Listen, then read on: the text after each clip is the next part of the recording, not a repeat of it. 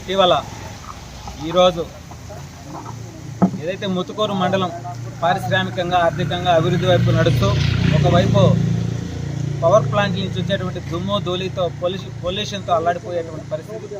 ఈ తరుణంలో ముత్తుకూరు చెరువులో ఏదైతే మెడికల్ వ్యర్థాలన్నీ కూడా గుట్లగా తోసుకోవడం జరిగింది. దానివల్ల ఆ మెడికల్ వ్యర్థాల వల్ల ఆ చుట్టుపక్కల నివాసం ఉన్నటువంటి పేద గిరిజనులు కావచ్చు, రైతులు కావచ్చు, మూగ జీవాలు కావచ్చు, ఆ చెరువులో నీళ్లు వాడుకునేది కావచ్చు, వాటి వల్ల ఎన్ని అనర్థాలు వచ్చి ఎన్ని వ్యాధులు వచ్చి ప్రమాదాలు గురయ్యేటువంటి పరిస్థితి. మరి అజ్ఞానాంధకారంలో ఉన్నారా కాదు, కనీసం కడుపుకు అన్నం తింటున్నారో లేదో మాకైతే తెలియదు. కానీ ఆ వ్యర్థాలను తీసుకొచ్చి పెట్టిన వారిపై కఠిన చర్యలు తీసుకోవాలని చెప్పి ఈరోజు మన ముత్తుకూరు మండలంలో సిఐ గారికి ఒక వినతి పత్రం ఇచ్చాం. ఈ ముత్తుకూరు మండలం అంటే ఒకవైపు పొల్యూషన్తో అల్లాడిపోతూ ఉంటే ప్రజలు, మీరు మళ్ళీ ఇటువంటి వ్యర్థాలను తీసుకొచ్చి వేయడం మీకు భావ్యం కాదు.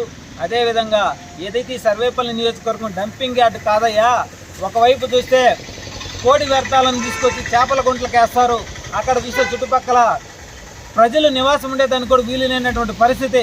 ఇంకొక వైపు చూస్తే మెడికల్ వ్యర్థాలను తీసుకొచ్చేస్తారు. మీకు బుద్ధి ఉందా లేదా? మీరు జ్ఞానులు కాదా? మానవత్వం లేదా మీకు? మేము ఒకటే తెలియజేస్తూ ఉన్నాం, ఎవరైతే ఈ వ్యర్థాలను తీసుకొచ్చి వేశారో వాళ్ళ పైన కఠిన చర్యలు తీసుకునేంత వరకు కూటమి ప్రభుత్వం వదిలిపెట్టదని చెప్పి మనస్ఫూర్తిగా తెలియజేస్తూ ఉన్నాయి.